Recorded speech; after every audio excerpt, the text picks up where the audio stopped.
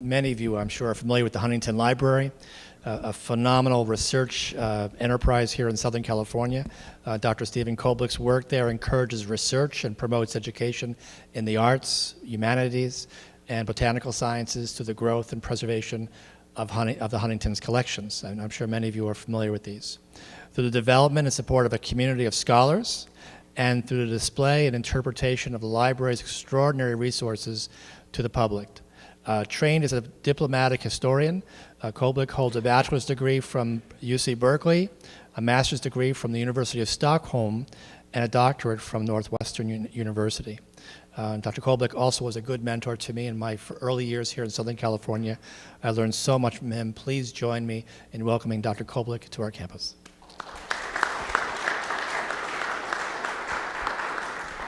Thank you, Michael. I just add a few more thoughts to my colleagues who've already given you plenty to think about.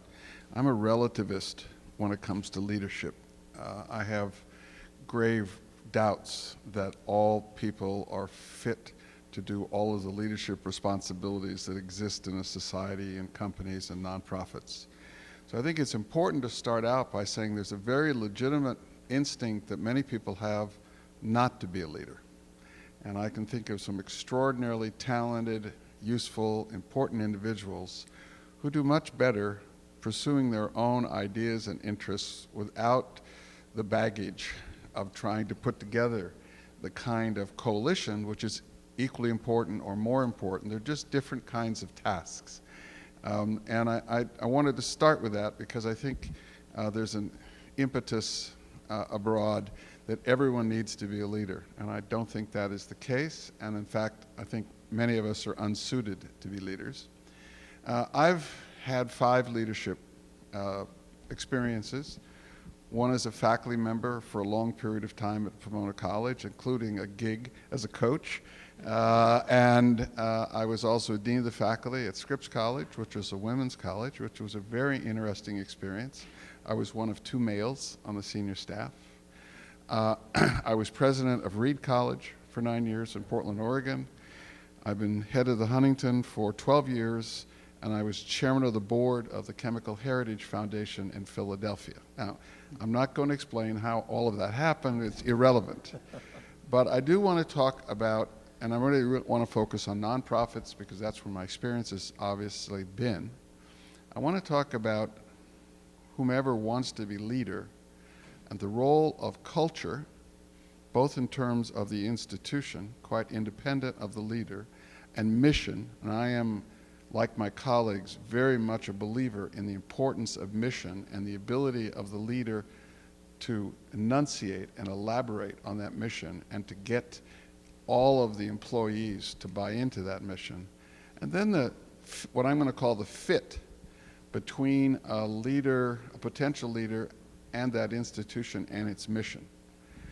If you hire me to be the leader of an institution, you get a certain character. And particularly at my age, I ain't going to change.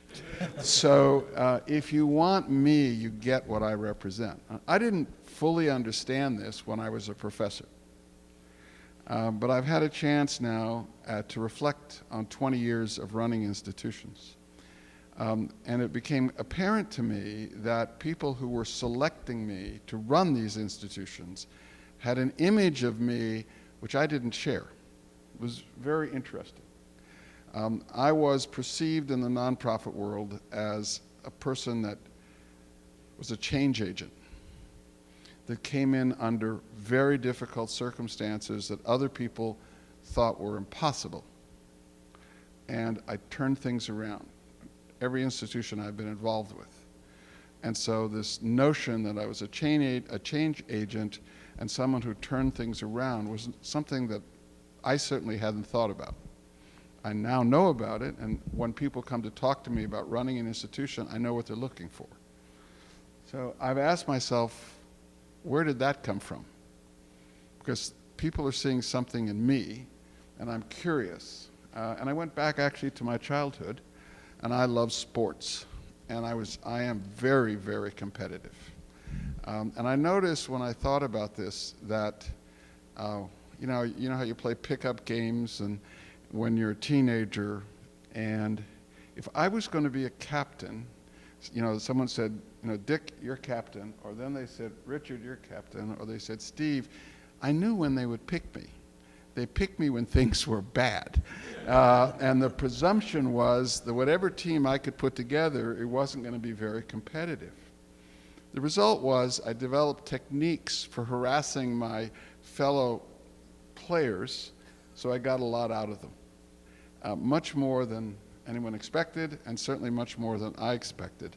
And I am dead serious that throughout my life, whether I was president of a fraternity at Berkeley or wherever it was, those were the circumstances. So you can go through my career and you will see that I am asked to do things when others perceive it as very, very difficult. So those are fits. Now, one of the ways in which I have been successful as a leader is that I really try to identify with the culture of the institutions that's hiring me. So I want to use Scripps. Scripps is one of 2 women's colleges that are non-sectarian west of the Mississippi, Mills and Scripps. And when they came to talk to me about being the second operating officer of the college, the first thing I said was, you shouldn't hire a male. I think it's a mistake. I didn't do this because I was being cute. I actually believe that. And I think honesty is absolutely critical, at least for my kind of leadership, almost brutal honesty. And I went on to explain why I thought it was important in a women's college that the leaders were women, because they were role models. And the women students needed those role models. That was the real advantage of being in a women's college. I was hired anyway. And the first thing I did was to begin to champion this institution in a setting which was an association. There are 5 undergraduate colleges in Claremont. And I can tell you that Scripps was perceived as the most genteel and the least hard-nosed about the 5 institutions. 2 months, 3 months, Scripps had lost that identity in Claremont, and suddenly they knew there was an ugly negotiator at Scripps willing to pick fights with other institutions, not so much to win the fight, but to demonstrate we knew who we were, we knew what we wanted, and wanted to be treated fairly. I've served on the Scripps board, by the way, for 15 years after I left the institution. It was a great experience for me because I knew I gave something to the college I didn't have, a toughness that they needed. I also think that if you had hired me to be the head of an institution that was comfortable with itself, I would be a lousy fit. I'm never comfortable in any circumstance. I always want to be better. I'm always pushing. And most organizations, most groups don't like that. My colleague Dick showed you what happens when you push. I view that as sometimes a mess. Now, I coached basketball with Greg Popovich. And if you know Popovich, he's coach of the San Antonio Spurs. I was his colleague for 9 years. I can tell you he didn't push, he killed. And anyone who was left standing continued to be a competitive basketball player.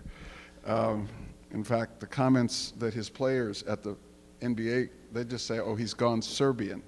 My basic job in that team was to cool him down after his teams lost, which only was a 4 or 5 hour exercise. So toughness for me is natural. Competitive for me is natural. Wanting to be better is natural. So if I'm going to be an effective leader, I have to fit. The last thing you also have to be yourself. You want to if you're interested in being a leader, find an institution that you can believe in. So you can be honest, say, in supporting women's education. Find an institution that appreciates you for who you are and what you can do, because then you'll be an effective communicator. It's very, very difficult to lead when it's a bad fit and when your skill set isn't appropriate for the culture that you find yourself in. Thank you.